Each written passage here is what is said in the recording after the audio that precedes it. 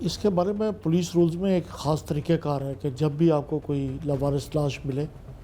اس کو کیسے آپ نے اس کو اپنے قبضے میں لینا ہے یا آپ نے اس کا کیا طریقہ کار اختیار کرنا ہے۔ سب سے پہلے تو جیسے ہی وہ اطلاع ملے اس کو روزنامچے میں اس کا اندراج کیا جاتا ہے، موقع پہ تفتیشی افسر جاتا ہے، وہ جا کے اس کا اشتہار شروع ہوگا جاری کرتا ہے، مسجدوں میں اعلان کرتا ہے، آس پاس کے علاقوں پہ وہاں پہ پتہ کرتا ہے کہ شاید یہ اس لاش کی شناخت ہو جائے۔ اگر یہ مرحلہ بھی نہ ہو تو پوری لوگوں کو دکھایا جاتا ہے کہ شاید یہ آس پاس کے گزرنے والے راہگیروں سے پتہ کیا جاتا ہے کہ شاید یہ لاش شناخت ہو جائے۔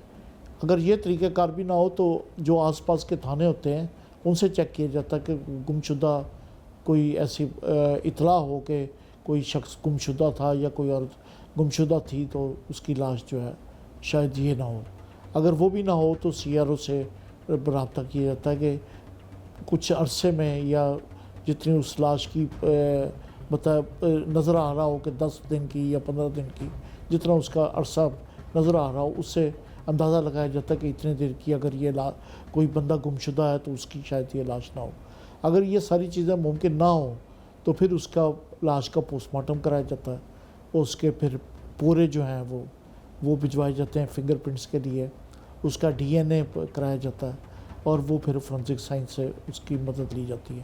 کہ کبھی بھی وہ جو فنگر پرنٹس ہیں وہ اگر مل جائیں تو پھر پتہ لگ جاتا ہے کہ نادرہ کے ذریعے کہ وہ فنگر پرنٹس سے شاید پہچانا جائے یا ڈی این اے ٹیسٹ کے ذریعے پہچانا جائے۔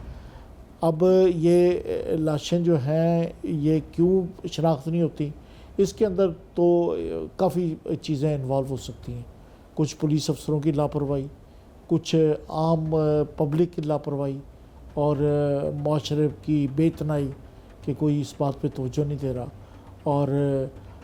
اس کے علاوہ جب آپ جب آپ اس کو میڈیکل چیک اپ کراتے ہیں یا آپ اس کی آٹوپسی کراتے ہیں تو اس سے بھی پتہ چلتا ہے کہ یہ آیا تشدد کے ذریعے یہ ہوئی ہے یا ایک اتفاقی حادثے سے ہوئی ہے یا ایک آن جانب جو مرگ ہوتی ہے ویسے ہوئی ہے۔ تو اس سے بھی اندازہ لگایا جا سکتا ہے کہ اگر یہ قتل کی واردات تھی تو اس کے پھر محرکات تلاش کرنے پڑتے ہیں، کس طرح کے اس پہ زخم آئے ہیں، کس نے ریونجفل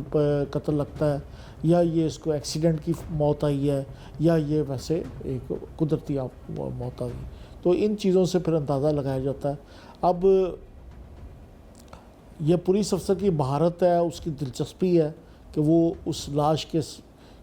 میں کتنی دلچسپی لیتا ہے اپنے کام کے اندر اور کس طرح وہ تلاش کرتا ہے کہ یہ لاش کس طرح کہاں کی ہو سکتی ہے۔ اس کا جو اگر اس کے کپڑے ہیں تو وہ گاؤں کے کپڑے ہیں، کسی شہری عورت کے کپڑے ہیں، کسی مرد کے ہیں تو وہ کس طرح کے کپڑے ہیں، اور وہ کسی مزدور کے کپڑے ہیں، کسی عام اچھے بارش آدمی تھا یا اس کی عمر کتنی تھی یا اس کا چال چلن کس طرح کا لگتا ہے اس کے کپڑوں سے۔ تو یہ پولیس افسر کی ساری دلچسپی اور اس کی مہارت ہے کہ وہ تلاش کرتا ہے کہ یہ کس قسم کے یا کس طرح کے بندے کی یہ لاش ہو سکتی ہے۔ لیکن اگر وہ پھر بھی نہ ہو تو آج کل ایک فیشیل آئیڈینٹیفیکیشن آئی ہے، شاید پنجاب پولیس کے پاس مجھے اب علم نہیں وہ ہے کہ نہیں ہے،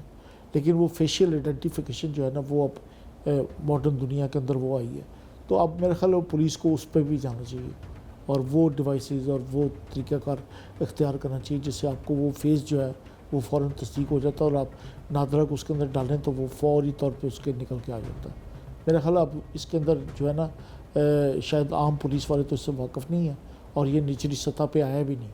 تو یہ جو فیشیل آئیڈینٹیفیکیشن ہے اس کو اب متعارف کرانا چاہیے کہ یہ نچلی سطح تک آئے، جیسے یہ فنگر پرنٹس والے اب پولیس والے نچلی سطح تک وہ پورے لے کے اور فنگر پرنٹس لے کے بھیج دیتے ہیں۔ تو یہ فیشیل آئیڈینٹیفیکیشن ایک نیا وہ کانسیپٹ ہے، ماڈرن دنیا میں تو بہت پرانا ہے لیکن پاکستان میں کہیں کسی جگہ پہ۔ تو یہ اب اس کو اڈاپٹ کرنا چاہیے، اس کو متعارف کرانا چاہیے ڈاؤن ٹو دی لیول کہ یہ جو ہے نا وہ فیشیل جو ہے اس کا امپریشن وہ فوراً پہچانا جائے۔ ماں بیٹی کا جو قتل ہے یہ اس میں آنر کلنگ ہو سکتی ہے، اس کے اندر جائیداد کے تنازع بھی ہو سکتا ہے کہ اگر اس کا میرا مطلب ہے ہسبینڈ یا اس کے بھائی وغیرہ فوت ہو گئے ہیں یا وہ دنیا میں نہیں رہے تو رشتہ داروں نے جائیداد پہ قبضہ کرنے کے لیے ماں بیٹی کو قتل کر دیا ہو، اور یا پھر آنر کلنگ بھی ہو سکتی ہے. تو یہ ہمارے معاشرے میں تو اس طرح کے واقعات اکثر ہوتے رہتے ہیں اور کافی زیادہ